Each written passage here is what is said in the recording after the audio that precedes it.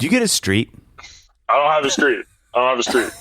That'd be the first thing. I don't know. Is it Maybe someday. Nick Foles drive? They give me one to be like out behind the airport. Like, yeah. The tarmac. That's where it's the tarmac. Hey, everyone sees it every day. At least if you're flying in. Well, if you work at the airport, that's Barn Street. Yeah. You make sure everyone's safe. The tarmac is unbelievable. It's like a tiny sign that nobody can see from the plane. Dadville. Yeah. Hi, I'm Dave Barnes. And I'm John McLaughlin. And welcome to Dadville. Dadville is a podcast where we talk about life, love, and the pursuit of awesome dadding. It's funny thoughts and deep talks. So please, enjoy your time here in Dadville and enjoy this episode with Nick Foles.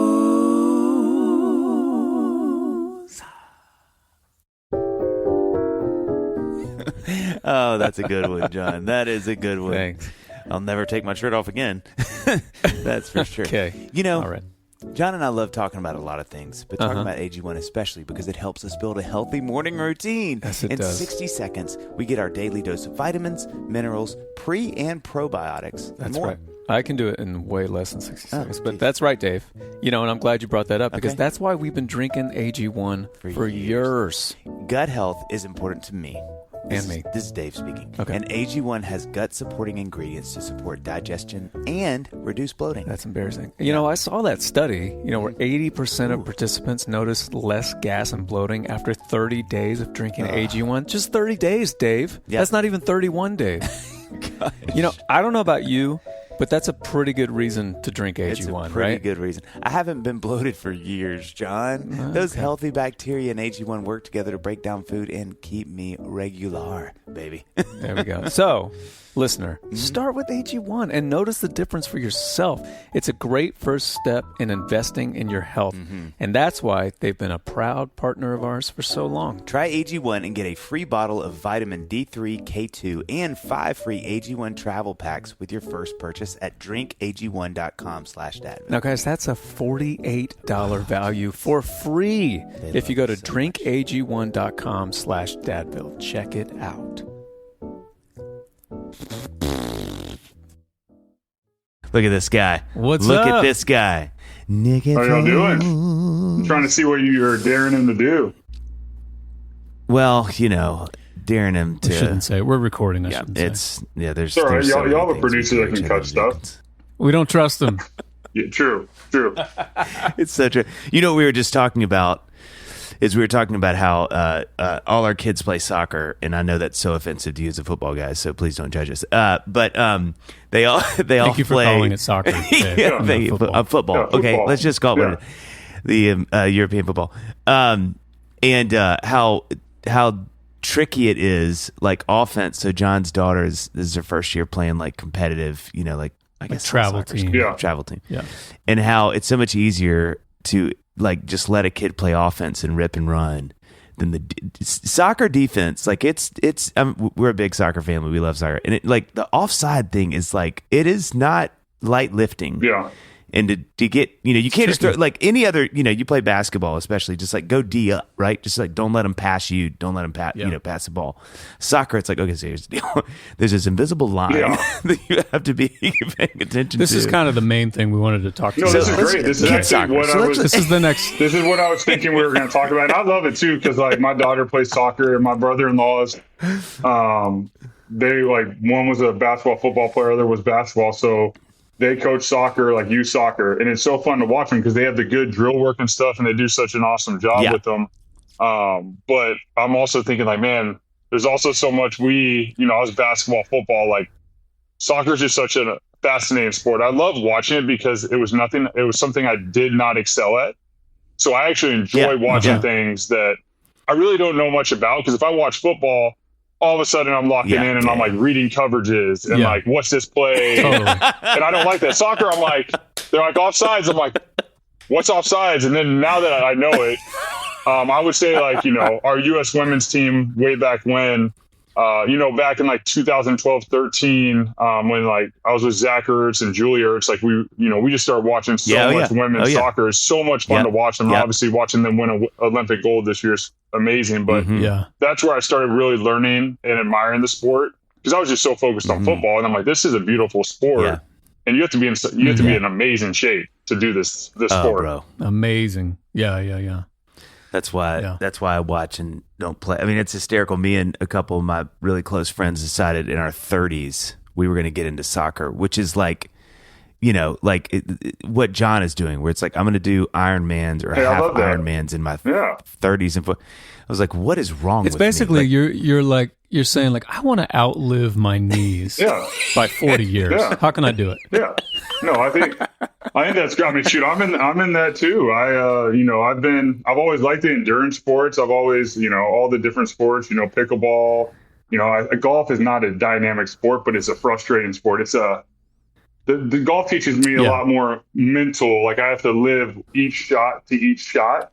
But I'm with you, John. Like I think Ironmans, ultra marathons. I did a couple half marathons last year. I would love to do a full. Two? What was that? Look, you did 2 last year. I did 2.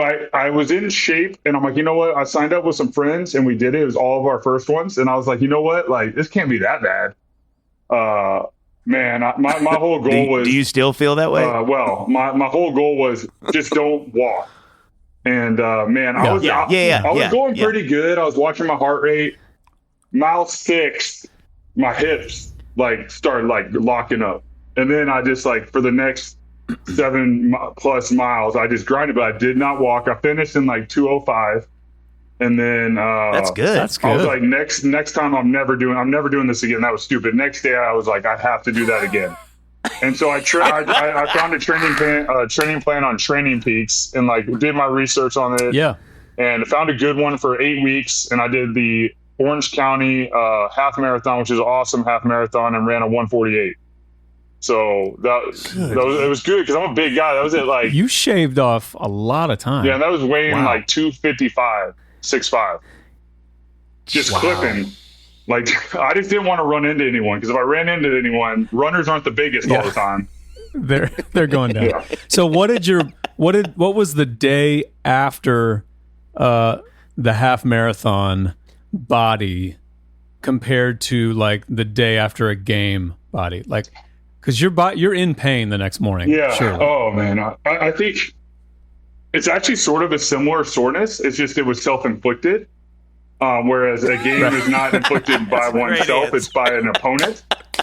So right. I mean, that's a great answer. I couldn't sit on a toilet straight for 2 weeks. I was just this is, But the competitor in me was thinking, if I did the proper training, this would be great. And then I actually after that, I was like, all right, I'm going to carry this over. I'm building this base. So I want to do a marathon training. So I got into 9 weeks of marathon training to where my long run was 17 miles. I would do it oh, dang. I woke up at 4 a.m. on Sunday, got it done right before the kids woke up, because then we go to church. So I wanted it done. And I felt great. I wasn't sore at all, felt good. My speed was probably even similar to my half marathon time, but my heart rate was very controlled. And then all of a sudden you realize, wait a second, I have 3 kids and there's trips coming up. It's holiday season. And I realized shortly after that I did not want to cause issues by training for a marathon at this point in my life, because my career was football and we had to move all over. I'm like, I can take a break from sport-wise stuff. So yeah, let's not throw another sport. Yeah, I'll do it at some other point. It's so crazy though, that you felt that way your first half marathon, where you're like, this is the worst. I hate this. I hate this. I hate this. The next day you're looking for another one you can sign up on online. I've only done two triathlons, but I did a half Ironman in May. And dude, during the run, I can't put into words how miserable I was the entire run. Yeah. It was the worst. I was mad. I was mad that triathlons exist during that whole run. You were mad at the Romans. You were I was going way back in time. And then, I don't know, 2 hours after the race, I was like, Yeah. So next year, Yeah, what I'm gonna do better. I'm gonna find it's like even cooler spot. No, I think the half Ironman. I don't know if I'd ever want to do a full. I say that now, but I feel like a half would be like a distance where I'd feel the same way as you, 100%. But I feel like I'd going into it, I'm like, all right, I can do this. Whereas like that full, that looks like a monster. But then my favorite thing, honestly, is to watch a lot of these like ultra running documentaries. So I'll watch, I've always like watching different things. Like if I'm watching something on YouTube or whatever, I want it to impact me. I want to, I love listening to people's stories. Like, why did you get into ultra running? There's always a reason. And then like Courtney DeWalter, who's like the best ultra runner in the world. Like I've been following her for years, and it's just fascinating. Like she has no training plan, nothing, wears basketball shorts and just runs. And she's the best in the world. And it's fantastic. And even someone like myself that played at a high level, like it's all those other athletes out there that are doing all these different sports. I think that's why sports are so special, is you can impact people from every group, not just fans, but like I'm impacted by watching their stories and like, all right, that, today I don't feel like doing that run. Like right before this, I'm doing like a half marathon training again with lifting. And it was just like 4.3 miles, nice, easy. But getting back into it, that feels hard. But I watched something right before, and I'm like, all right, I can do this. Like I wasn't feeling great, but I'm like, I'm gonna go knock this out.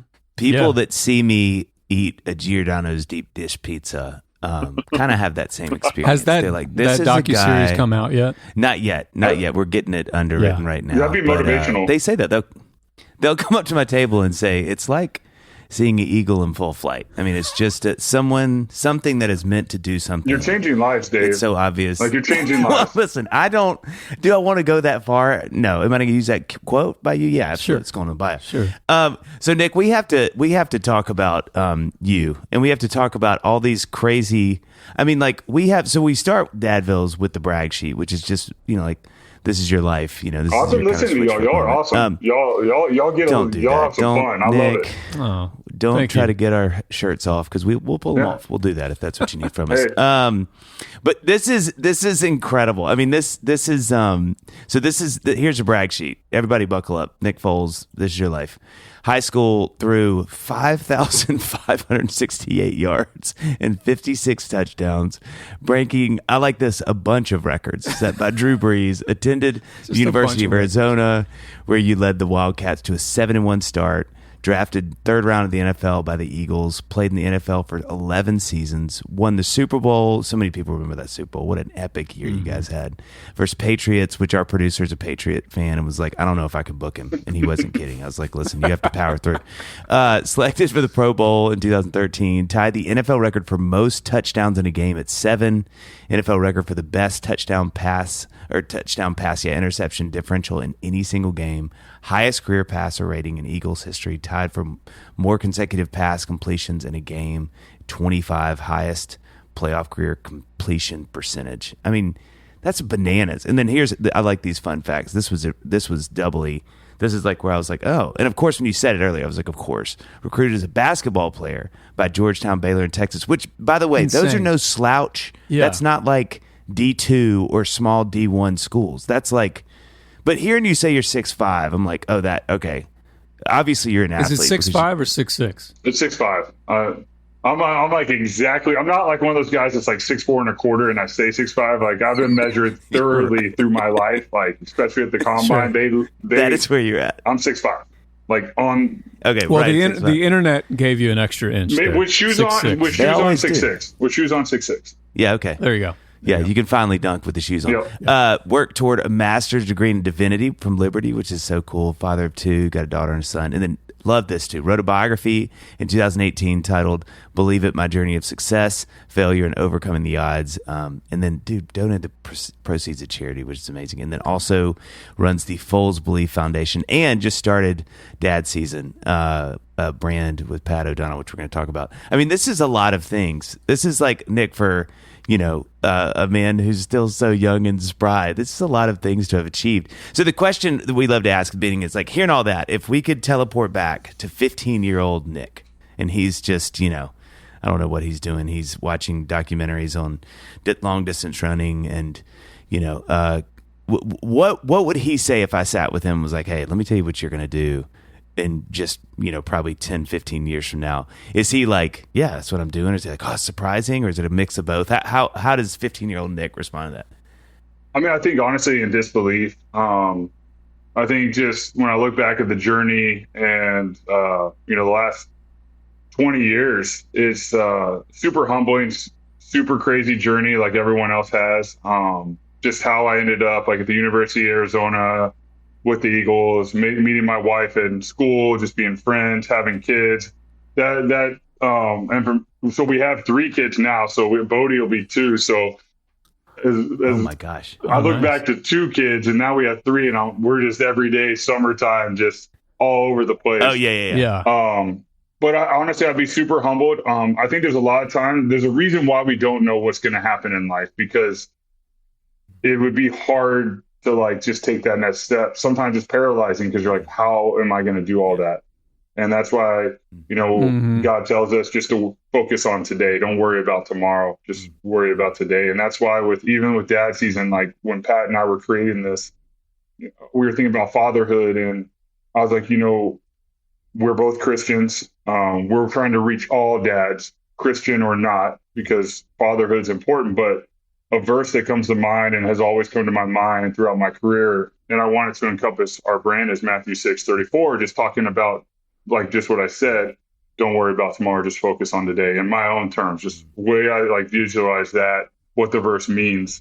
And that's fatherhood is being present. I think just this summertime as the kids grow, me leaving football, what do I struggle with? But I know is most important. It's being present with the kids every day. Because when you're present and you're interacting with them, it means the world. And they usually act a lot better as opposed to you're around, but you're not present.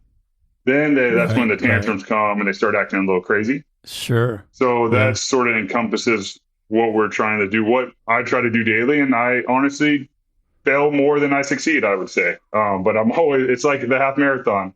But I'm always coming back for more because the second I wake up in the morning, they're ready to roll.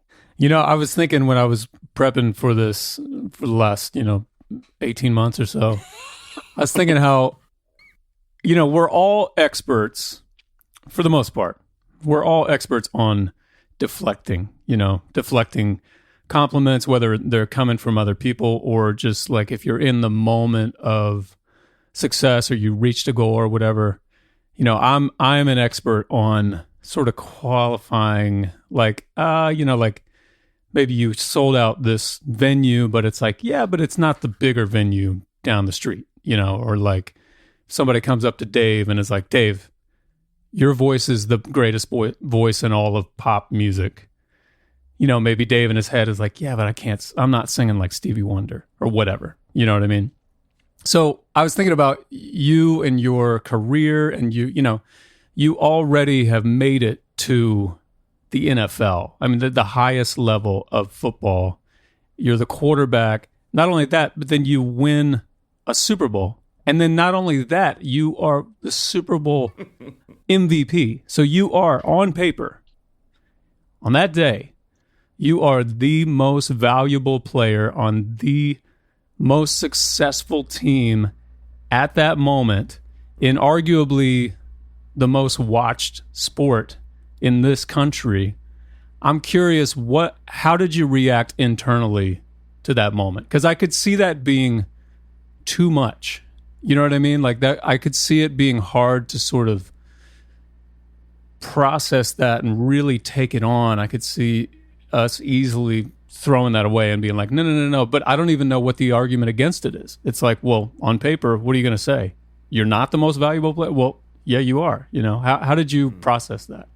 Yeah, I mean, that's a great question. I think what helped was the months prior and honestly the entire journey, which we don't have enough time to get into that, but it all came to fruition that one night when we played in the Super Bowl. But I think leading up to it, the 2 weeks I was leading up to it, I was really just so focused on, honestly, like my every morning time in the Word and journaling, because I had so many emotions. And I really started journaling that year when Carson Wentz got hurt, because there was so much weight on me that like it was too much to hold up. And I had never really journaled that much, just a little bit here and there. And I started writing on paper, like almost like a prayer. And then it just started like pages.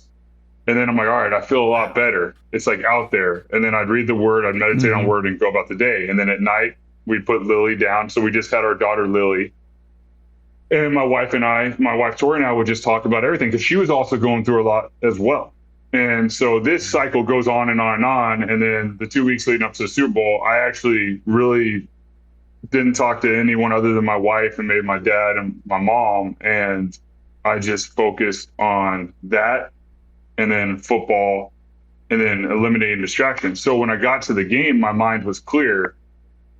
Even leading up to the game, what people don't realize, and it's okay to do this because I've worked with so many great companies throughout my career, there's all these marketing opportunities. I mean, we're seeing it in college right now with NIL, and it does affect you because you're always thinking like, oh, I have to do this shoot, then I got to wear this here. And it's all great things. Like I've worked with companies and I've enjoyed it.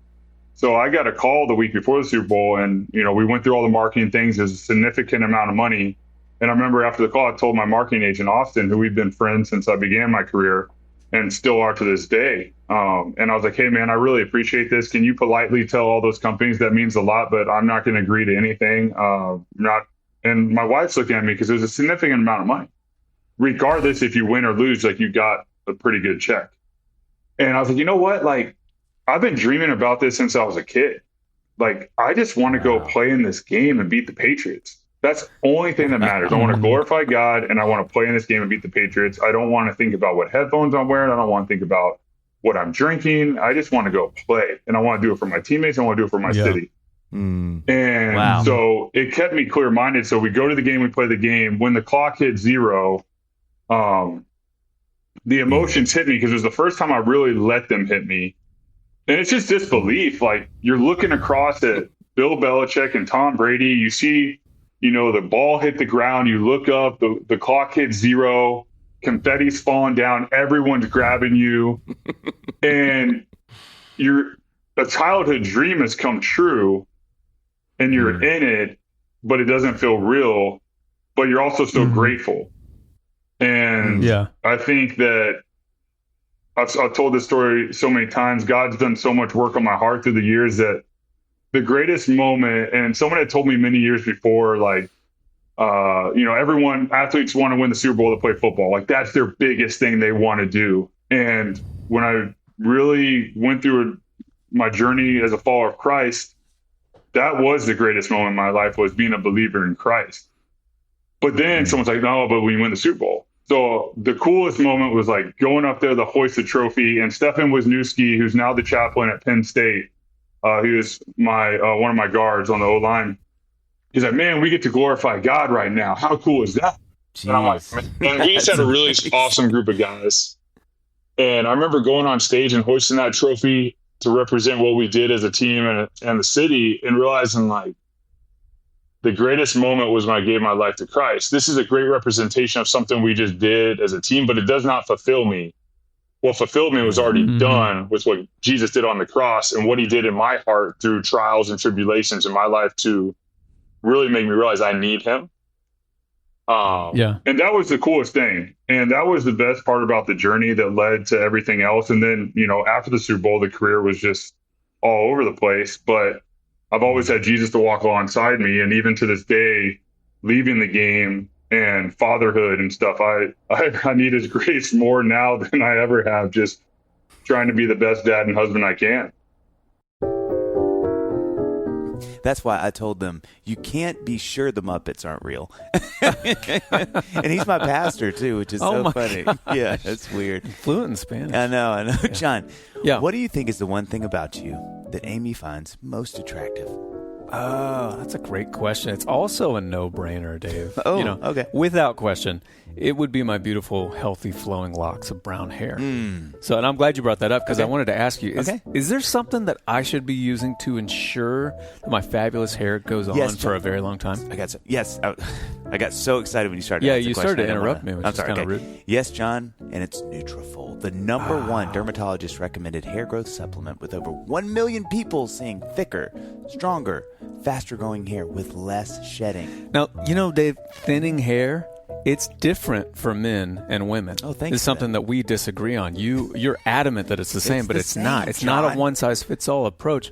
And that doesn't cut it. Nutrafol has multiple formulas tailored to give your hair what it needs based on your biology and your lifestyle. You've convinced me, John. In a clinical study, taking the supplement for 6 months, 72% of men saw more scalp coverage, and 86% of women saw improved hair growth after taking Nutrafol Men and Nutrafol Women hair growth supplement. Get results you can run your fingers through. Do you get that? Tagline. It's kind of a joke, but it works. For a limited time, Nutrafol is offering our listeners $10 off your first month subscription and free shipping when you go to Nutrafol.com and enter the promo code Dadville. Can I say one more thing, John? Please. Again, you interrupted me. Promo code is Dadville. My hair looks so good and my confidence is through the roof. Find out why over 4,500 healthcare professionals and stylists recommend Nutrafol for healthier hair. Nutrafol.com, spelled Nutrafol.com, promo code Dadville. That's Nutrafol.com, promo code Dadville. Your teen requested a ride, but this time not from you. It's through their Uber teen account. You drive your teenager around, a lot, to their friend Jacob's house, their other friend Jake's house, to James's, to Jaden's, to Jalen's, to... Mom, this is Jake's house, not Jacob's. Now with an Uber teen account, your teen can request a ride under your supervision. They'll ride with a highly rated driver, and with live trip tracking, you'll follow along the whole ride to their friends' houses that all sound the same. Add your teen to your Uber account today. See app for details. Bye, Mom. You know, it's interesting because I wonder, I mean, I think all of us, as we navigate these things, especially as believers, is like that is always the prime thing, is that our relationship with God, right?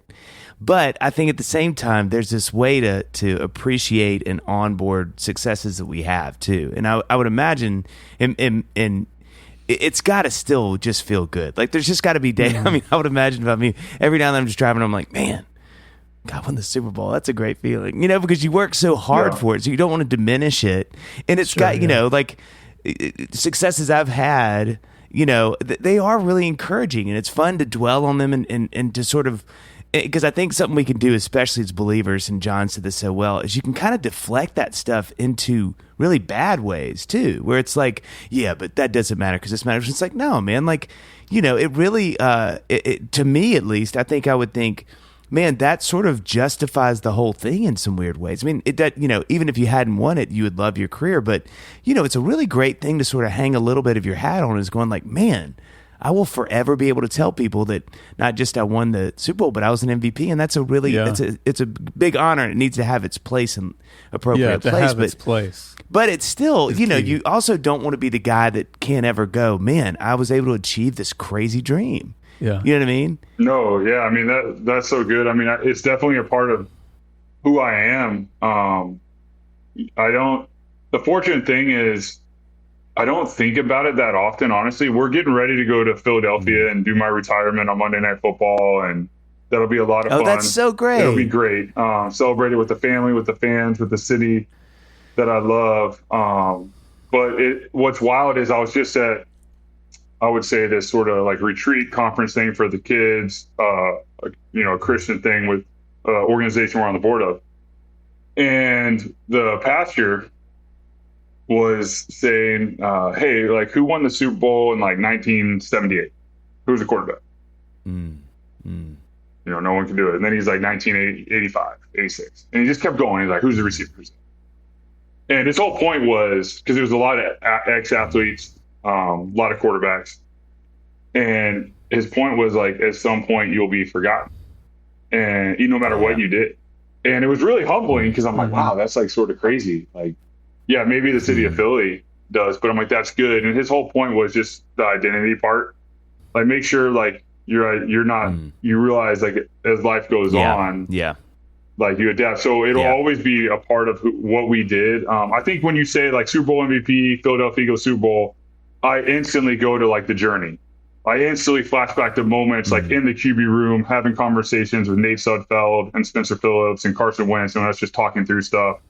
I don't necessarily think about the game. I think about the guys in the locker room. I just did a fun podcast with Chris Long, and he's a character, and he did all these funny things in the locker room. I was with him in St. Louis, and that's what's so special is when you get to celebrate something. And there's a lot of guys that don't win this game, and there's a lot of guys that don't even play in the playoffs. Mm-hmm.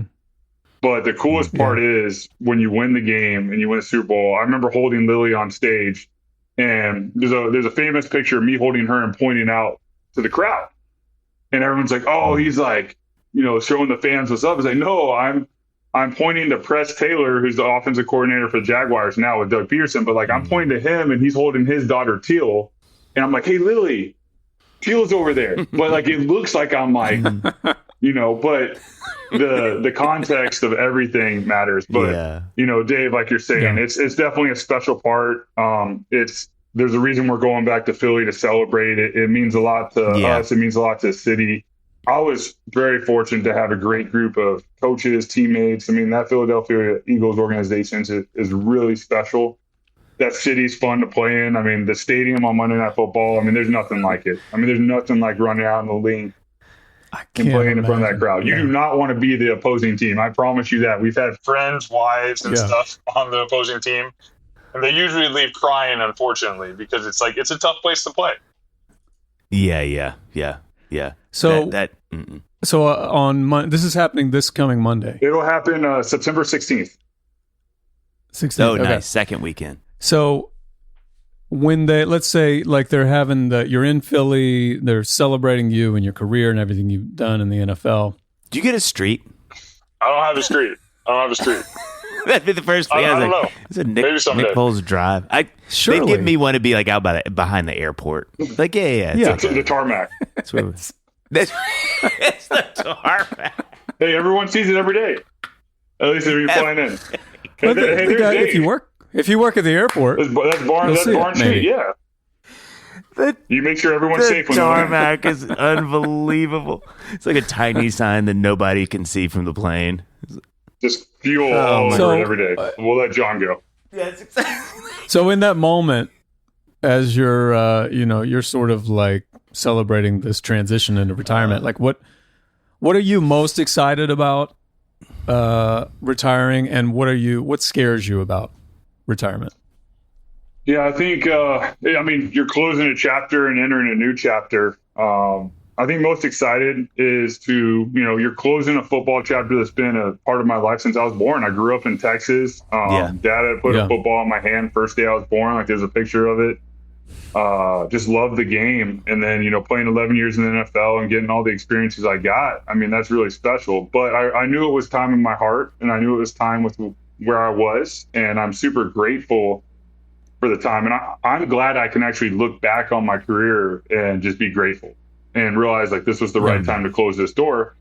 On the other end, now I'm getting ready for different life, like, working, being around the kids a lot more. I mean, I was around the kids as much as I could as a player. I mean, that was a priority. So I went in early and got home as soon as I could, just so I could be around the kids. But just this world, I mean, we're getting ready for first grade girls flag football practice and on Wednesday. So I actually put together my practice plan last night, and my brother-in-law is coaching with me. Oh my God. So really you're not stopping. You're not stopping. You're just in the front office now. You know what? And I'm texting my buddy he was with me at the Eagles. He's coaching high school ball in Oregon. And I'm like, hey man, he also does girls flag football as well. I'm like, hey, can you send me some stuff? I'm just trying. I'm always trying to gain wisdom because I don't know everything. I want to gain wisdom. And he sends me a wristband with like 8 pass plays on it. I go, I'm like, dude, first grade girls flag football. Like, he's like, oh yeah, that's a good point. All right, we'll go through the runs on Tuesday. I'm like, all right. I was like, I have 2 plays. I got a run right and a run left.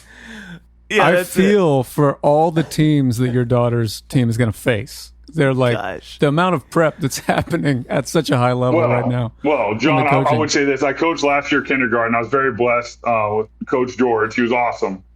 And we broke off into 2 teams because there's just so many there's so many girls that are playing, especially in California. A ton of girls are playing flag football. But it's you have this plan, and it's gone within the first 2 minutes of practice. Like I feel really good because I haven't practiced in a long time, and I'm like, man, if we execute this practice, these girls are gonna have. Because I bring like a boom box. I got this turtle box thing that I carry everywhere. I leave it in my truck, and I'm gonna be playing Kids Bop or Taylor Swift, whatever they want, because I like music. I want them to have fun. Yeah. But we're also going to work. And it's a 60-minute practice, and I've sort of time slotted everything like I've learned, and it's like fun and efficient, and I even like color coordinated just so. Chances are we're probably going to get through like one of the things I planned. I planned like 6 or 7, like so. Yeah, I hope it goes well. I feel good, but I know within 2 minutes, the biggest thing I said this on Chris's podcast is they want to do cartwheels, they want to do somersaults, and it's so much fun. But it's like teaching them like the appropriate time. Like I'm good with celebration. You pull a flag, which is really hard. Do a cartwheel. You score a touchdown, do a cartwheel, celebrate your teammates, but let's have control. We'll have fun. So I think there's just a lot of prayer will be needed. A lot of prayer for me, copious amounts. But it'll be good. I'm excited. So I would love to see footage of minute 3 of that practice. Hey, you're just trying to like wrangle the cartwheels. They're lip syncing Taylor Swift, and you're over in the corner. Like, last year, I got into it. So George was so good with the girls, and I sort of figured out how to run the offense and defense. And there was even like a game where I didn't even realize we had timeouts because I missed the coach. I wasn't actually planning on coaching. I got pulled in like 2 to 3 weeks into the season. Like, hey, will you help us? And I'm like, absolutely. Like finally, I was like, wait, we get timeouts. And then like we had like a 2-minute drive to win the game. Like, hey ref, like just keep telling me the time. All right, timeout. And like everyone's looking at me like, why are you doing timeouts? Like we're just trying to get through this flag football game. And sure enough, like timing it perfect to give our girls an opportunity to win by using timeouts. I was having fun with them. So see, next level. There are a couple of ex-NFL guys. We both live in Nashville, and one of them is the most intimidating. You would know his name, and I'm blanking on it now, but he was this humongoloid linebacker. I mean, this guy he looks like he eats like grown deer for breakfast. I'm sure he's hit me plenty of times. Like, I can't remember his name. But anyway, he is doing flag football for his son's team, and they play my son's team, my youngest son. So it was like first grade last year. His voice was the loudest, and he would watch it, and I would like all of us like I would seize up because I was about to pee from fear, and all the dads on the side were just like, "Can you imagine?" And we got so much joy watching him because you could see him trying to navigate his career and his past expectations with his his first grade son's abilities. It's a real thing. I got to experience it firsthand. Like. It's humbling. I left that first practice like, oh, how am I going to do this? This is like fresh on like the transition from the NFL last year where I knew I was probably done, but I needed to take time. Yeah. And then after, we finally got together and found a rhythm, and the girls were awesome. But we had like 13 girls, which the sweet spot's like 8 or 9. Jeez. Yeah. Mm-hmm. But it was fun. They're awesome girls, great parents. So I'm excited to do it again. But like I said, prayer is definitely always needed. Oh yeah. The closest thing I have in my life to what you're describing is during COVID, we did a pod with a couple other families, and on Fridays I was in charge of teaching like math and English or whatever. Oh wow. Just 4 girls.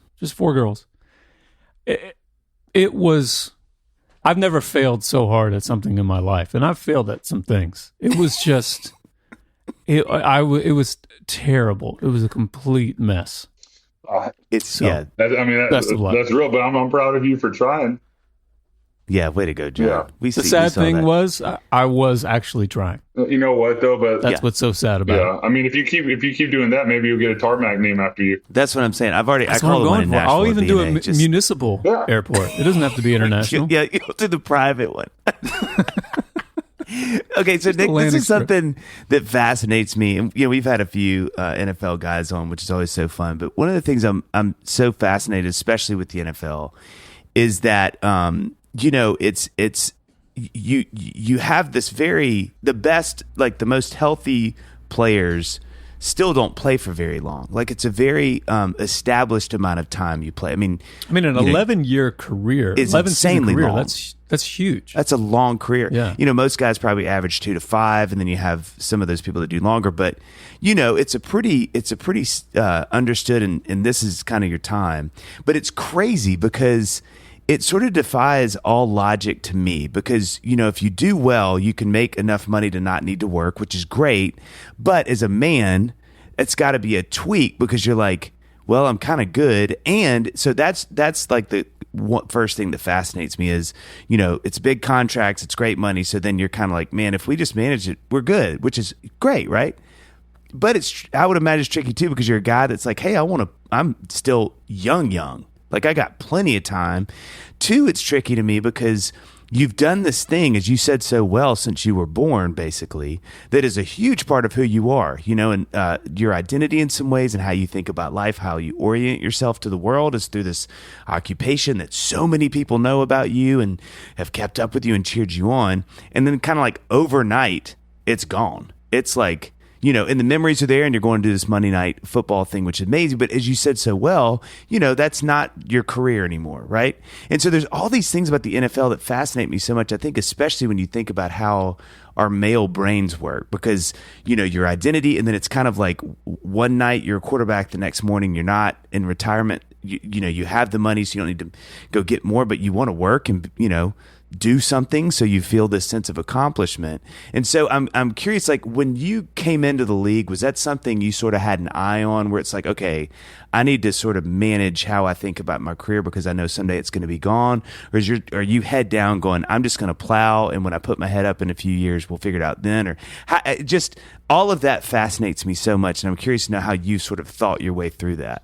Yeah, I think everyone's different. Every player is different with how they view it. I think during my rookie season, I was right away after training camp wondering how I was going to make it through my first year in the NFL. You're coming from college where you really only put it in like 4 hours a day of work. And but it seemed like a lot because you're also going to class and you're studying, and then, you know, but then in the NFL, like, especially the rookie, they have you as much as they want, really. So you're there from early morning till late at night, and it's football all day. And I was just never even had a plan like, hey, second contract, this or that. I'm like, I'm just going to do it until it's not always your decision when you get to the end of the game.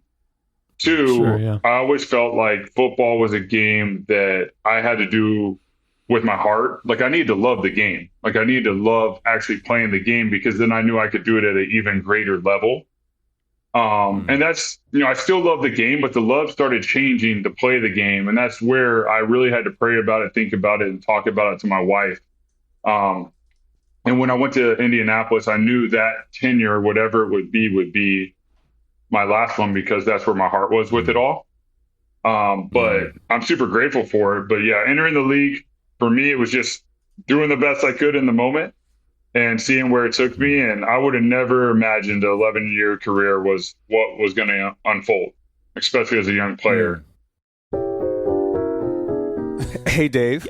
Sorry. Whoa. Sorry to interrupt I didn't know you were your back laughter. Here. Hey, what's up? Yeah, I've been back here for a couple days. Oh. Hey, the only thing better than the smell of methodical coffee in the morning is the taste of methodical coffee after that first sip. That Am I right? true? I've been waiting for hours for you to get up to tell you that. I love Methodical coffee, John. And it's craft coffee and tea for everyone. Methodical is roasted, blended, brewed, served. Did I leave anything out? Perfected. Perfected by coffee and tea aficionados. Were. And, Dave, you didn't leave this out. Methodical has resolved the headache of having too little or too much from your traditional time-based coffee subscription. Those days are over. With Methodical, you can subscribe by usage. If we're keeping tabs, you forgot this. Receive a free smart scale that tracks your coffee consumption and triggers, but in a good way, your next order right at the perfect time, so you always have just the right amount of coffee on hand, worry-free. I can't believe you left this out, because the best part is you can receive 20% off your first bag and then 10% off all subsequent bags. Now, those are all the bags after your first bag, with no code needed when you try the free Smart Scale. For as long as we've done it, you still forgot this. John, as you know, we also have our very own. That's what you call Vone. I was going to shortcut it and say we have our Vone Dadville blend. That's how excited I am to tell you about this. It's filled with hints of, tell them, John. You got your chocolate. You're too late. Graham. You got your graham. You got your brown sugar. It gets us going early morning. Methodical is on a mission to connect people to the beauty of life through coffee experiences for people just like you. John, are they still roasting and hosting, and how long have they been doing Well, they've that? been roasting and hosting, Dave, since 2015. Good gracious. I was born just before that. Tell them about their website. Oh, well, okay. On their site, this is my part. You'll also find brew guides that'll teach you how to turn your coffee brewing chore into a beloved ritual. Receive 20% off your first bag and then 10% of all subsequent bags. That just means the bags after that, John. No code needed. I already said all that, Dave. But guys, craft a cup you'll love with methodical coffee. Roasting. What's up? Before you board your flight, where'd we get that incredible gnocchi? Hold up. Did you just call gnocchi gnocchi? No. You're at the airport. No way you can hear me. Actually, with my new Galaxy Buds 3 Pro from Samsung, I can hear everything. Now boarding. Gotta go. I'll bring you back some gnocchi.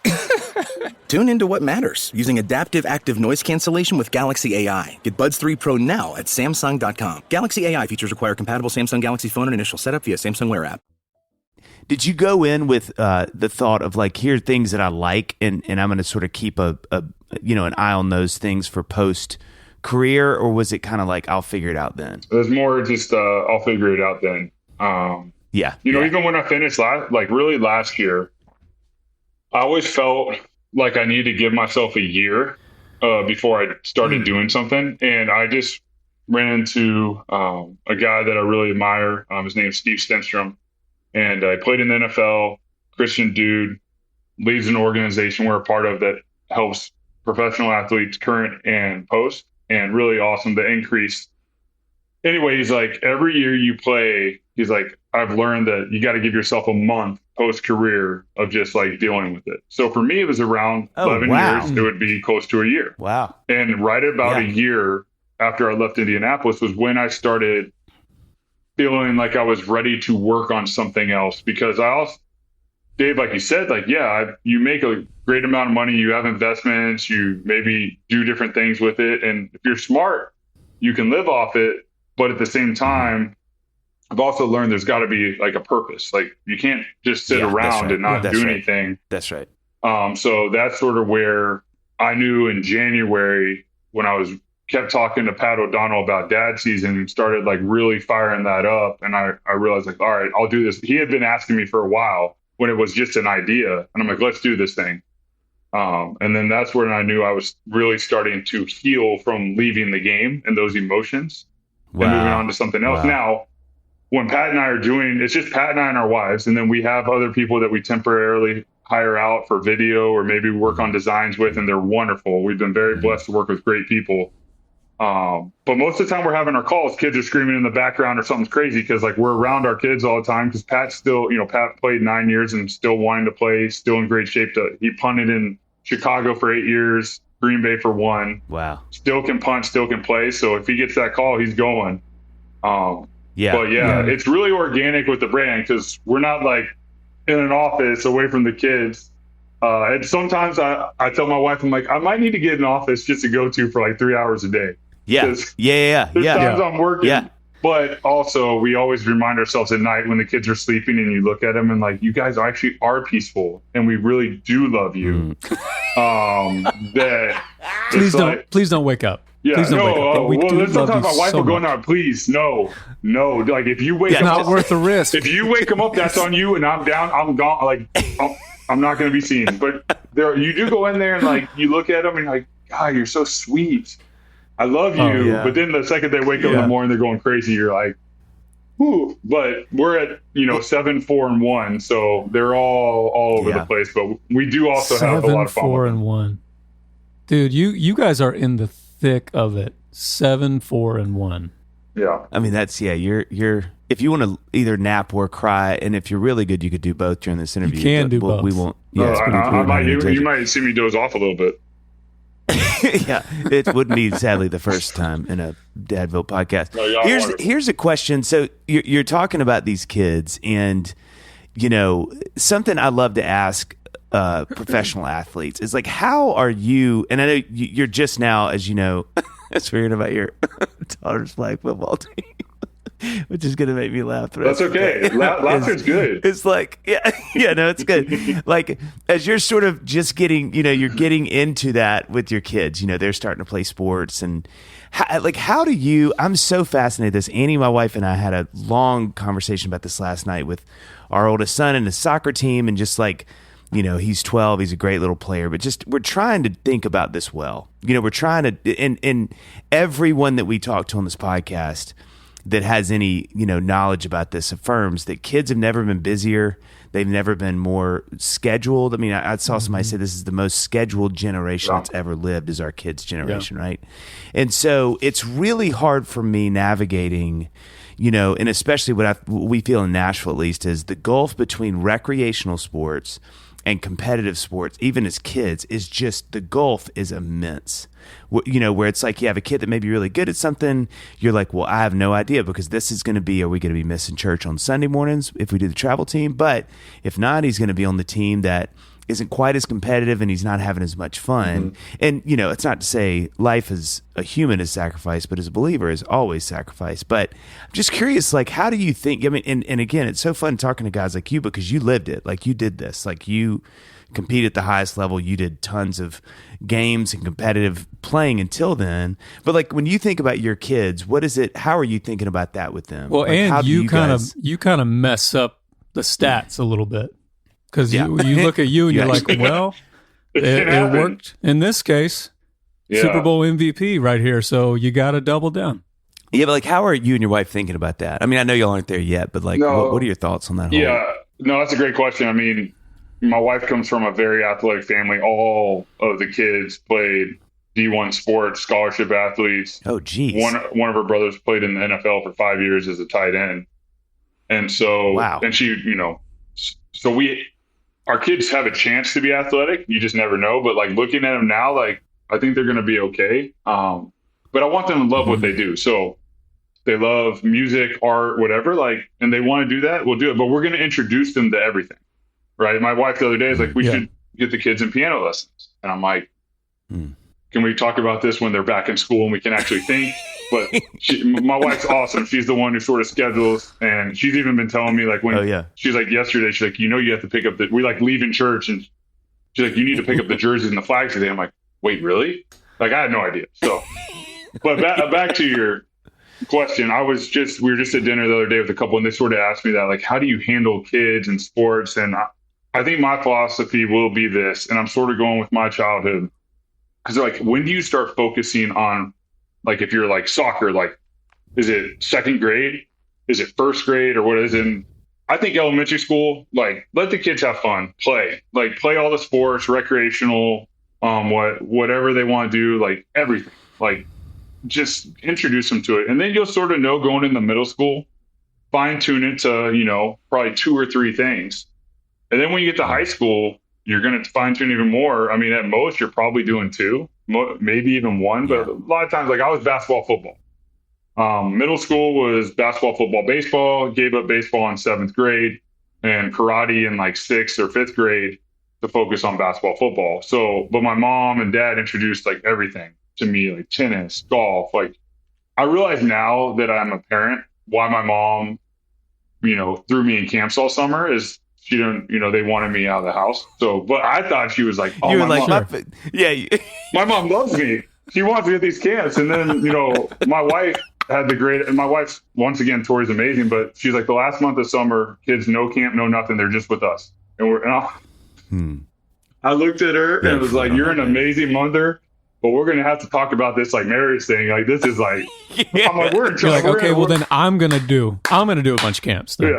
Oh, and it's, we're in the last week of it right now. You're trying out for a team again? Just for I told her, I was like, you're trying to push me back to playing. But she's wonderful. And like, so today's Monday of our last week of summer, and, we're thinking of activities. And even with this podcast, I'm like, is there any way that you can just take the kids? And, she has, thank goodness the workout class she does, they have childcare and then park. So yeah. It's actually peaceful. So if we can make this podcast go for like 5 hours, or at least I'll tell her that, it'll be great.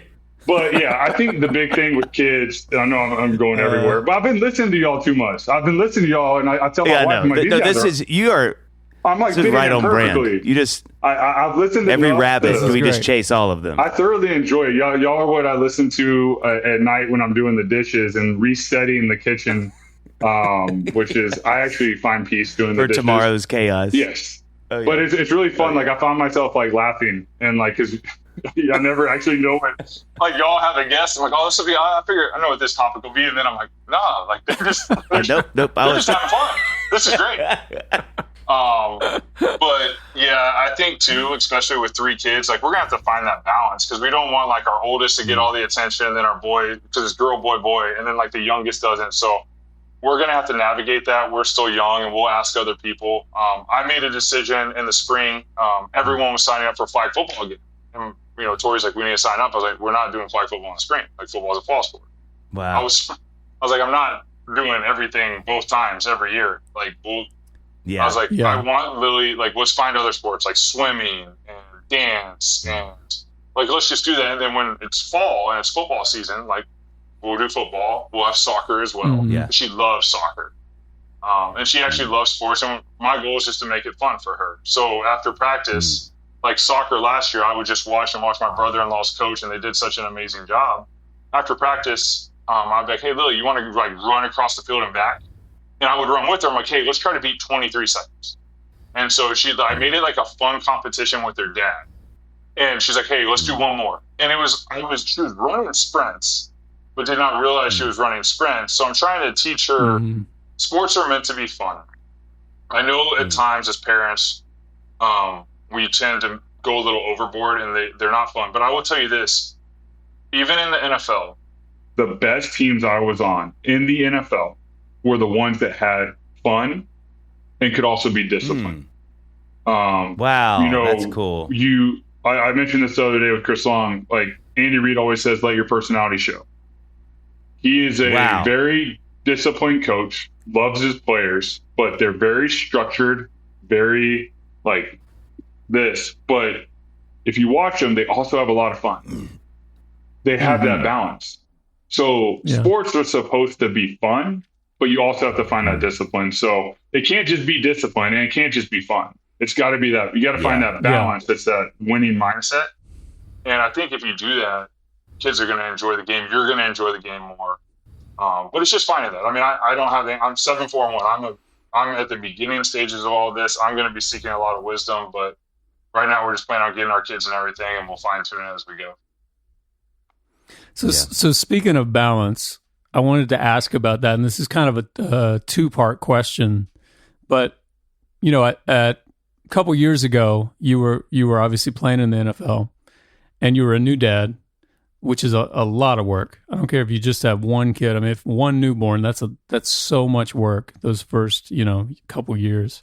So you're a new dad, you're playing in the NFL, and then you're like, well, I'm going to get a master's degree. Let's throw this in the mix here. So I'm curious. My question was, how did you find the balance of all that? And then my sort of added on question here, as you're going into retirement, is, are you just one of those guys that like you're just gonna push it? You're gonna push your capacity to the max all the time. Like, are we gonna find you running like ultra marathons and getting a doctorate online in a year from now? Listening to seminary classes while he runs. Right. Yeah. And washing the dishes somehow. You know what? In 2016, so I started it, had the idea, 17 started seminary at Liberty. And I got through in the first couple of years, like 3 courses. So I just, I was trying to find that balance. And then the Super Bowl happened. And then we wrote a book. And then, I am in Philly another year. We have a pretty good year and almost go to the NFC Championship again. And then I signed in Jacksonville as a starter. So it was one of those things where I had to set it aside, but also know that I'm going to finish it at some point. And then there's all these, like, even like yesterday, I was like, all right, when am I going to pick up this seminary thing again? It's not necessarily to like get it, to achieve it. It's like, I want to learn. I really enjoyed Liberty, but there was another one that I'm a part of called Redemption Seminary. It's all through Logos Bible software. So I really enjoy, got like halfway through my first class, but then just chaos season with kids. It was just like so much with kids. And I realized like, man, it's just hard to do it well, but I really enjoyed the structure as a like SF 511 spiritual formation class, because the way they structured it is like a journal that you go through. And as you're learning and reading, you're like documenting, you're like going through all these questions, but a lot of it pertains to your journey and then retaining the information. And then after you go through the whole course, you have a 7-week course with I think it's like a counselor to then go through all the information to make sure to see what you retain. Because their whole thing is they want you to retain what you're learning to then implement it in your life. And I really enjoyed that. So at some point I'll finish that. And then, but I'm always trying to get better and I'm always trying to grow. But there's definitely times where I hit that brick wall and I feel guilty, like I can't keep pushing.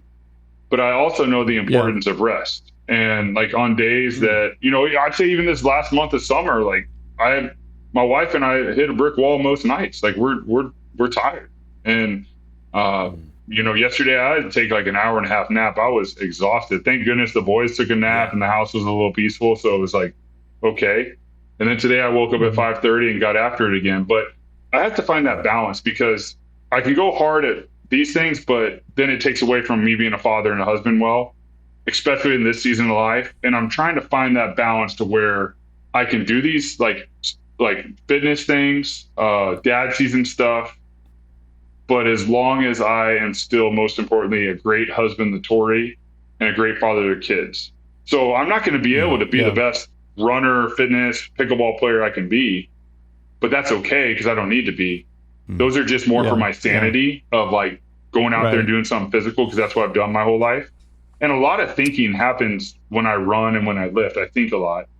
But I do those so I'm more sane to then parent and be a Tori. And I don't succeed at it all the time. My percentage is wavering this last month. But I think it's important for people to know, like, I could go on here and be like, yeah, I'm just a beast.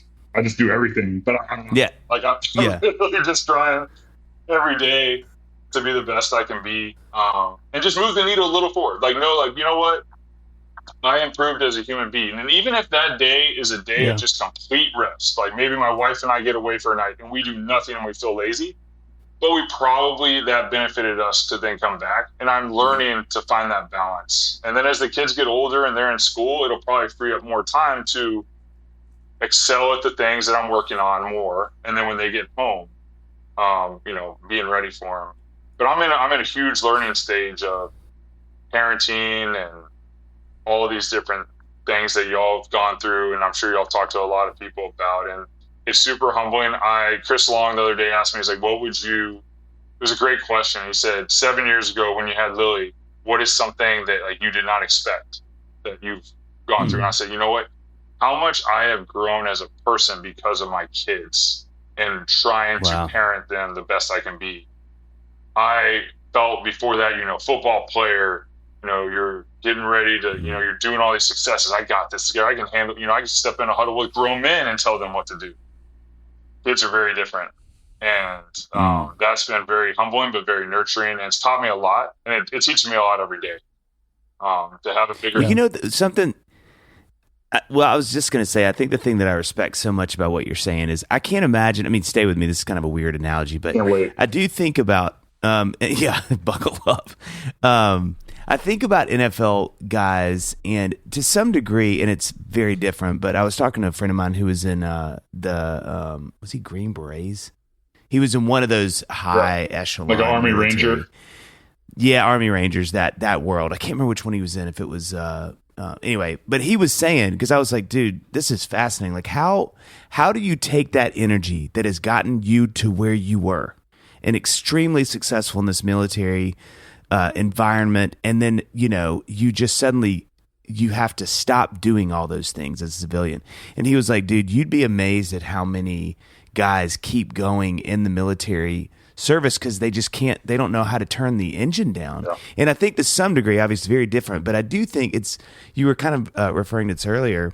I can't imagine how hard it would be that you've been an athlete your whole life, function at a certain capacity, been engaged to a certain degree with your body and mind and attention and time, to then, as you were saying, you have to kind of go, man, I just can't, I've only known sort of one gear for 20 plus years, and then I can't just have kids and just think my life is going to keep going that way. And there's got to be a lot of discipline around that, for you to be able to go like, that's just some hills I got to die on. That I can't go storm the hill every time I want to, get really good at something. I have to sort of go, my time is, it's not that easy anymore. No, Dave, I mean, you basically just summarized like what, we were just talking about. I think that's where, when I spoke about Steve Stenstrom previously, where he's like a month for every year you play in the NFL. That's where I knew it was important to give myself that grace of not jumping into something because I'm so used to doing stuff. Like even in that year, there were still things I did, whether it be like, hey, here's a speaking engagement in Philadelphia that you're going to do, or you're going to go with Fanatics and do a signing. I'm not going to lie, like those felt good to go do something because I was doing a lot every day because, you're around the house, kids, there's always, fixing things at the house, dishes, everything, sporting events. But it was very different. And as I left the game, the emotions were very amplified. And that's why I have an amazing wife. She was very graceful and she walked through me with it because there'd be like good days. And then I'd just be like struggling at night because I just would be like frustrated because I'm so used to going out and doing stuff and achieving or going to practice and having a great practice or learning and, doing all these different things. And it was just different. But I'm so grateful for that year because, like I said, I naturally came out of it and my eyes were open and I was ready to work on something else, to do something else. But I get to do something with one of my best friends and our wives are like best friends. And, they just had Pat O'Donnell and Shelby O'Donnell just had their third child, Cole. So they have 3, we have 3, like literally like she's in the hospital room, has a baby, and we're talking about like creating our new dad season hats, and because she does so much with the website and all the numbers, and I'm like, hey, y'all just focus on Cole, we're good. Like we can even post something on social media like, hey, we're not shipping out any of the hats y'all ordered or shirts y'all ordered for a week because we just had a baby. Like it's okay. Yeah. Like everyone's gonna understand the brand is dad season. It's not it's very on brand. It's like, it's okay. But that's why I love Pat and Shelby because they're just like, no, everyone loves the brand, loves it. But that's when I knew I was ready to do it because there was a passion, there was a fire. I wasn't thinking about, all right, how much time do I have to spend on this? How much do I have to do this? What, I was like, it doesn't matter. Like, we're going to try to figure this out every day and do it the best of our ability and be impactful to dads across the nation. And it's been fun, but that was the big thing. Gave myself a year and that, but also having balance and being with the kids. Cause this sort of entrepreneurial thing, I can do all this from here. Cause Pat's in Florida, I'm in California. And it's, like I said, our hours sometimes are when the kids are screaming. I just have my headphone in and unfortunately I might not be as present as I should, but it's like a quick call where we have to, figure something out, maybe a new hat design, like, hey, we have to, talk to our hat guy and like, get this done. But we get it done and our wives are a huge reason that it's possible. Yeah. So where do people go if they, actually, before I ask this question, let me put this sweet dad season hat on. Oh yeah. Gosh. There we go. So good. Looks so good. Hang on. Looks so good. Looks great. I wish we were doing video. People can't see. Yeah, you can. And honestly, how sweet this hat looks. That hat right there, and most of our material, not all our material, that is a great workout hat material. Like I've been testing it like crazy. I wear it every time I work out.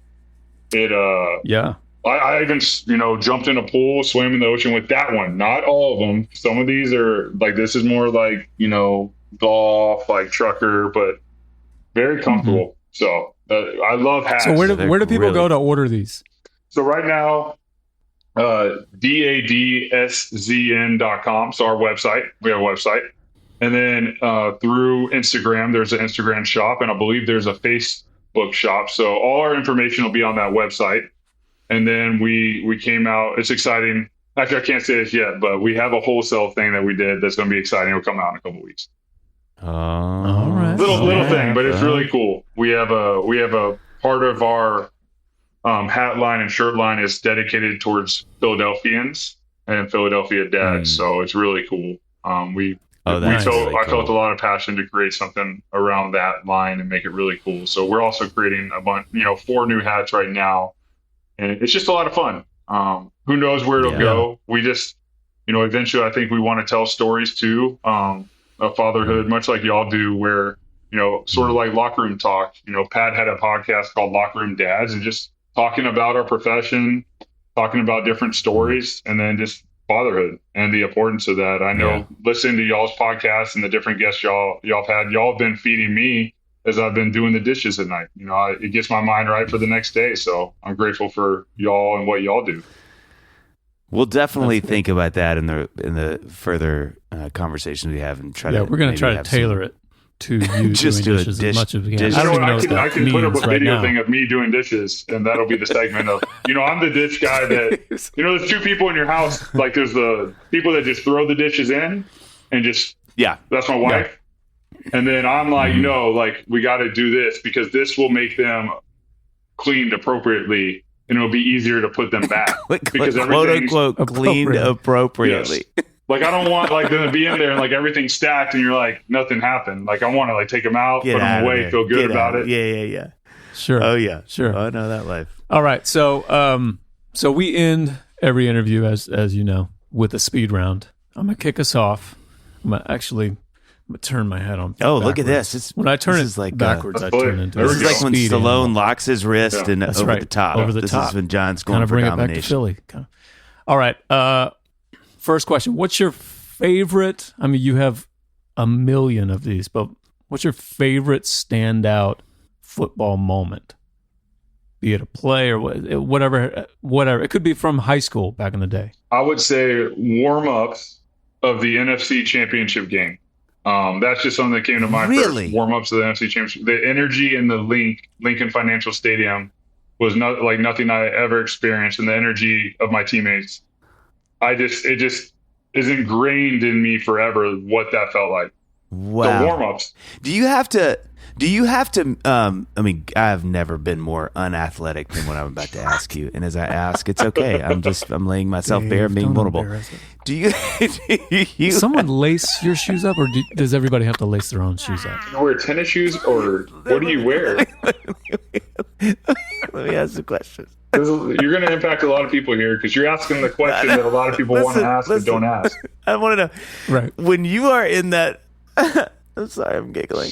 When you're in that moment in the crowd is just like, it's like you said, you're like, you feel it. I mean, and John and I know that from shows. Like, you have some shows you're like, this play's about to pop off, right? When you are, especially as a quarterback, because you're handling the ball, like, are you having to go, I got to calm down? Like, you know what I mean? Like, those first, 5 plays, are you feeling that energy, or has it been kind of enough time where you're kind of like, all right, I've kind of breathed, I've stretched, I'm good? Are you like, because, you'll see games, especially college games, younger guys, where they're just chucking, and you're like, man, that guy's energy is through the roof right now. Mm-hmm. But, like, in that moment, it's specifically to your answer, where you like, man, I need to sort of check my energy level because I could end up just bombing some throws because I'm so amped. I think the big thing you learn is, like, in warm-up, like, feel it all before the game, and then when you step in the huddle, for like just visualization, just the field, like you block everything out. Wow. It's easier to do at home games. That's why there's home field advantage, because like the crowd's not really that crazy when you're on offense. But like the following year playoff game in New Orleans, I mean, you're stepping in the huddle and you are screaming every play, and the crowd is just so loud, like you can feel the vibrations, and that is hard because, one, it's hard to communicate. It's hard to change a play. And then because you have to change stuff during a play sometimes. Yeah. And then they're doing stuff that becomes difficult. Like, that's why there's home field advantage, especially in the NFL and certain venues. Some venues, it doesn't matter. But like New Orleans, for example, huge home field advantage. Playing in Philadelphia, it's loud. Huge home field advantage. Seattle, stuff like that. Wow. But yeah, I think you try to calm everyone down in the huddle. And but it's harder on the road. It's all, you got to be smart too. I think early in the games, I tried to just get some completions early, unless something just popped off. Just get that rhythm, get the ball out, feel a completion, let the line set in. Because I mean, everyone's amped up, and I think that. So if you can just get a 5-yard completion, the line just has to do like a quick block. it helps as opposed to holding on to the ball. Nick, I don't know that I have felt cooler than I just felt in the last minute. John, did you just feel so cool hearing that? I was like, I never get to have a conversation where someone with a lot of authority can say, you just want to get a 5-yard drop and you get your O-line. It's just they got the. I was just in that moment like, oh my gosh, I think I feel really cool right now. I was thinking as you're describing all this stuff and like the play, the complexity of the plays that you guys have, and it's so loud and you're screaming to your team, and then you see that the defense is doing something, so you change something. I'm thinking I would pass out. That's what I'm thinking. My body would go limp. I would collapse. You're describing such intensity. It's insane that human beings can survive through it and perform at their best. It's insane. Oh my gosh, I have so much respect for that. Okay, second question. The speed round is slowing down a little bit on my fault. This Okay, is our slowest. biggest. Okay, so you've had favorite football moment. What about biggest flub? Like, what's your like? Oh man, if I could have that moment back. I would think I'd go back to like college football, sophomore year. We played UW and we're winning, and I throw like a little screen pass, and it looks like it hits the ground and incomplete, but the camera wasn't as good back then. So I still think it hit the ground, but they called it an interception because it kicked off the heel, and they ran it back and won the game. I mean, we still had a chance, but that to me, that was tough. And I did a double pass at rough. Cal the same year and like took us out of field goal range, and we lost that game too. So I was a young sophomore trying to figure it out. So 2 flubs for the price of 1. Yeah. So much pressure. All right, so whenever you're in a band, there's always a little bit. If you're like the lead singer or the lead guitarist or whatever, like you're always a little jealous of like the drummer. For me, I'm like the drummer. If I could play another instrument, it'd be the drums. I'd play the drums all day long. What if you had to play another position on the team? What's the position that you would play? I think now looking back, probably punter. For real. Play a long time, man. What are the reasons? Yeah, longevity. You play a long time.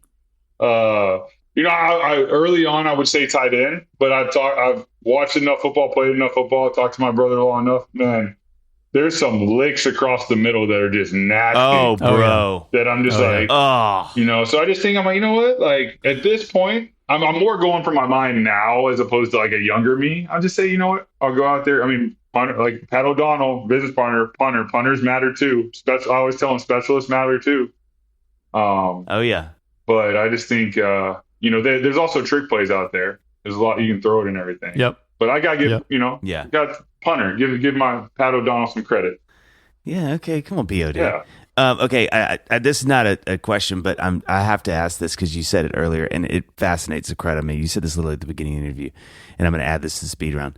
Even though it's not a speed question, I digress. So can you watch football? Like, can you sit and so this weekend when college football starts, or fast forward 2 weekends, in the NFL, can you sit and enjoy a game, or do you find that you're still like, oh man, why does he drop? Don't drop. No, drop it off there. Watch your guy. He's got, it's a dime package. We're in trouble, or can you just sort of be like, look, I know some things, okay? That's risky. That's risky, Dave. I'm not trying to get inside baseball. I'm not going to ask him details of what he just said. No. But I'm just going to go with that. You know what you were just talking about, and it sounded good.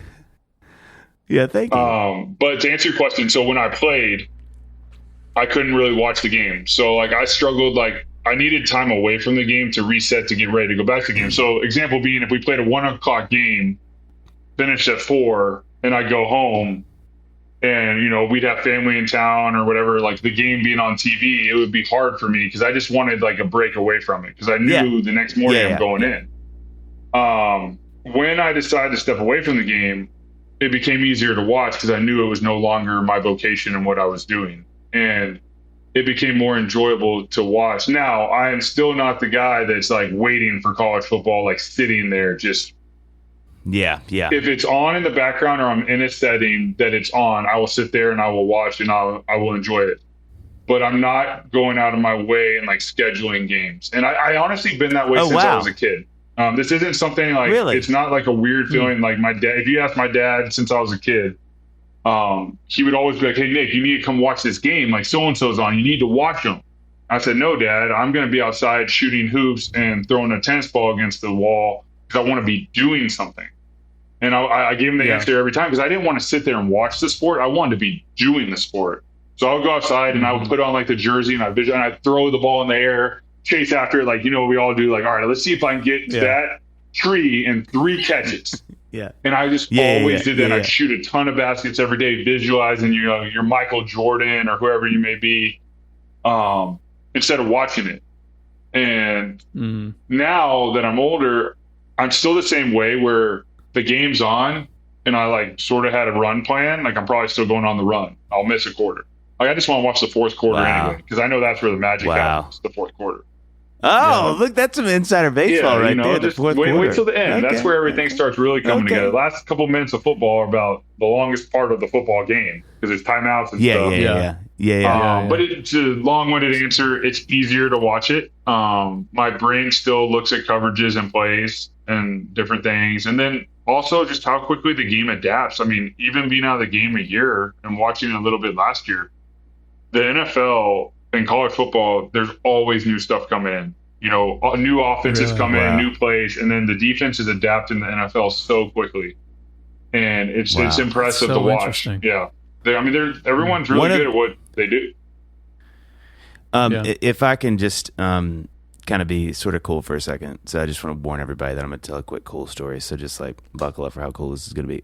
Years and years ago, one of the coolest moments of my adult life, hanging with some friends, and literally they're like, oh, we're having some friends over to watch Super Bowl. This is when Peyton won it with the Colts first time. And all of a sudden, Aaron Rodgers walks in with Jordan, his younger brother, and here in Nashville. And I was like, well, and there's like 6 of us. This is like a small little hang. And I'm like, boy, I did not prepare for this. So, you know, we start talking. Jordan and I talk. Aaron and I talk. He knows my music, which is like a cheat code. So I'm already immediately kind of cool. I don't have to do the thing. One of the coolest things that happened that night, and it's funny that you said that, is we were sitting, you know, watching the game. I mean, literally, it was like 6 of us. So it was so fun because, you know, we're sitting with the guy who was about to win it the next year. Yeah. And I was like, all right, Aaron, here's a question for you. You're watching this game. He's like, yeah. And I was like, how do you watch this? And I thought he said this really well. I've thought about this a lot since. He's like, it's probably the same as when music is on for you. And I was like, what do you mean? He's like, because, you know, if you're in Kroger buying your groceries, I can stop and go like, oh man, that's that Bruno Mars song. Oh, that's a cool bass line. Oh, I forgot the drums did that. Or I didn't know there was a triangle in the background. Like if I want to, I can sit there and focus on it. Or I can like Has buy anyone groceries. ever said like, oh, I didn't know there was a triangle in the background. This is my story. Dave has apparently. This is my story, John. Let me tell my story. And so he said, it's kind of the same. He's like, so I can sit right now and go, you know, this is that they're lining up in a nickel and you got to watch the corner because he's going to cheat. And, you know, or I can literally just kind of like, oh, this is fun. Like Peyton's having a good game, whatever. And then though, the best part of the night was I was like, all right, will you like put on, having said that, would you put on like your quarterback brain and walk me through these plays? And dude, and I know you could do this too, Nick. It was so much fun to hear him be like, all right, here we go. And it was like the Tebow stuff that went viral, or not Tebow, what's his name for the Cowboys? It's now doing the announcing. That's so good. Tony Romo. Oh yeah, Romo. You know, those clips went viral because he is just, that was, you know, it was Aaron for those 3 or 4 plays. And it was just like amazing because he's like, it was to the letter. Yeah. And I mean, you could do the same thing, but it was so fun to see him do that thing where he was like, okay, this is what's happening. This is what's happening. And so it's fun to hear you say that about how you view it because it's, you know, I always think of it that way. I'm like, oh, it'd probably be like, you know, with me, it's like, I don't want to watch live shows or I don't really go to many live shows because I'm like, I kind of rather be writing songs or playing. I don't really, you know, and I love live music. I just made that all about me. All right, next question. That's a good analogy. Number 4. I actually like his analogy. That's solid. Right? I thought it was good. I was like, good. Well done. So this is that ended our football thing, and we still have 2 questions. It's the longest. We got to rename this round the turtle round or something. Hey, you asked for 6 hours. Yeah. We're just trying to. I appreciate it. Okay, I tell my wife, hey, I'm still on. You can't come back. can't come back. Stay away. Okay, 3 people that you would love to have dinner with, and we're letting you go alive or dead. Alive or dead? This is a great question. Not prepared for this one. I mean, I think I mean, he's a lot. He died and is alive. I mean, obviously Jesus. That'd be. I know. I feel like that. We should get John. We should amend it to where that's just assumed. Feels wrong to say you can't say Jesus. Yeah, but yeah, you're kind of thinking that. That's the first person guy that came to mind. And after that, I really don't need anyone. I guess you could see. Look at this. That's the right answer. I think that would be it. I mean, I don't really have anyone else. If I had someone else, it would be, I guess I'd just bring my wife and I don't know. I'll just see my kids, and then she can bring a friend. Yeah, I think we'll just sit there and it'd be the most amazing dinner ever. Right? At some point, I'll have that opportunity. And could you imagine actually sitting here and thinking about a dinner with Jesus? How hysterical! I would feel bad for him and how much I'd just be like staring, just waiting. He's like, so like, how are you doing? I'm like, well, He's like, that's fair. Yeah. That's fair. Yeah, here. I mean, and he's like, but I still want you to tell me. I never understood that. Why? You already know. I mean, fortunate. One of the best like Instagram joke meme things I've ever seen is Jesus walks into a bar, or Jesus and the disciples walk into a bar. Jesus orders 12 waters, winks at the disciples. I mean, that's one of the best Bible jokes I've ever heard. That's unbelievable. That's pretty good. That's unbelievable. Unbelievable. All right. This is the very last question. I'm going to try to ask this really slowly just to give you as much time as possible. Thank y'all. So caring. If you wrote a book about being a dad, what would the title be? Patience. Oh, man. I think just patience. And I think that'd be, honestly, though, I think that'd be a fun book someday. When the kids are out of the house, go through everything I've learned and try to help, because it's just such as y'all know, I'm learning so much every day. And I'm just, even my friends that are wanting to become parents and stuff, they ask us, and I'm always honest. Like I tell them how it's the most amazing thing that you'll ever do in your life, but it's arguably the hardest thing that you'll do. But I can't envision life without my children. Like it's from times you're like, hey, do you think you could, like Jordan, I'm like, can you visualize life without the kids? Like, no, like what was life before, Lily, Duke, and Bodie were in the picture? Like what, and we even say like, what did we do? Oh my gosh. What did we do? Because I mean, have you had that night yet where they all go somewhere and you have like a day or two by yourself? Like you've never seen a more confused human than me for 2 days. Because I'm just like, because I dream about like freedom and I get to go, and I'll have like, John and I laugh about this all the time. I have like 3 hours that are unbelievable. I'm like, I finally get to run that errand, or I go for a run, and then it's like right about 3 hours. I'm like, that's real. It's like a lot of them texting me like, what are you doing? Can I come hang with your family? What do you like? Can I pick your kids up from school today? I'll get them. What, they got practice? That's true though. I feel like that's really relatable. True. But those 3 hours are nice. They're really nice. Let's not kid ourselves. They're very, very nice. We're not going to lie to everyone out there. I just want to say thank you for your time. And, I don't know what episode we're on now. We're pushing 200, but y'all are crushing it. I can't, there's so much that I just can't retain. There's so many great things that we've had, so many amazing guests that have said so many amazing things. And, I can only retain my little brain a couple of these things. And when you were talking about your faith and the sort of like tangible change that gave you when you won the Super Bowl, and how that you were able to put that in a perspective, it's one of the moments that I'll remember in this podcast. In 200 episodes from now, I'll remember that moment as really profound and great. Thank you for your time today. No, guys, y'all are wonderful. Dude, thank you. No, I appreciate it. This is a joy. I really love that I had the opportunity to speak with y'all. I love what y'all are doing, what you represent, and honestly, y'all are someone I listen to and really enjoy. Keep doing it because it's great. Y'all do a great job, and it's a lot of fun. And obviously, y'all are both amazing musicians and singers and everything y'all do. But this listen, if you want to play our music on the Mushroom speaker instead of T Swift. Just like you follow your heart. If it needs what? some I'll bust it out for y'all. I'll bust it out. We'll see. That's what I'm talking about. We'll see. That's what I need to hear.